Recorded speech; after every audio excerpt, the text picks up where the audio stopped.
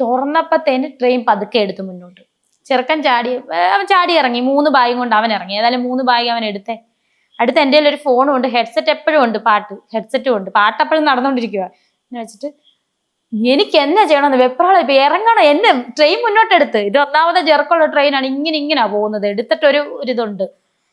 എന്നാ ചെയ്യണമെന്നില്ല. ട്രെയിൻ അങ്ങോട്ട് പോകുന്നു.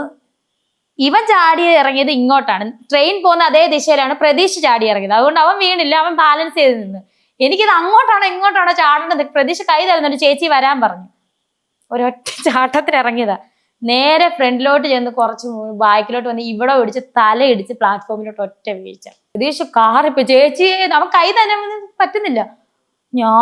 എൻ്റെ തലയാണ് ഇത്രയും ചുറ്റും. ഞാൻ ഓർത്തിന് ബ്ലഡ് വരുമെന്ന് നോക്കിയപ്പോൾ ബ്ലഡ് ഒന്നുമില്ല. തലയിടിച്ച് മുഴച്ചിട്ടുണ്ട്, നല്ല വേദനയുണ്ട് തലയ്ക്കകത്ത്. ഇവിടെ ഇടിച്ച് ആ മുറിവില്ല. കഴിഞ്ഞ ദിവസം KSRTC ഇടിച്ചാൽ ഇപ്പുറത്തെ ആ സൈഡും അതുപോലെ തന്നെ ആ മുറിവ് ഒന്നും കൂടെ മുറിഞ്ഞു. അപ്പം ഗുളിക കഴിക്കാൻ മടിയാണ്ട് പ്രതീക്ഷ പിറ്റേ ദിവസം ലൊക്കേഷൻ ചേച്ചി ഗുളിക കഴിച്ചോന്ന് പറഞ്ഞ് വന്നപ്പോഴത്തേന് ഞാൻ ഗുളിക കഴിക്കാൻ വെള്ളം എടുത്തു. ചേച്ചി കഴിച്ചെന്ന് പറഞ്ഞ് അവൻ അത്രയ്ക്ക് കെയറിങ് ആണ്.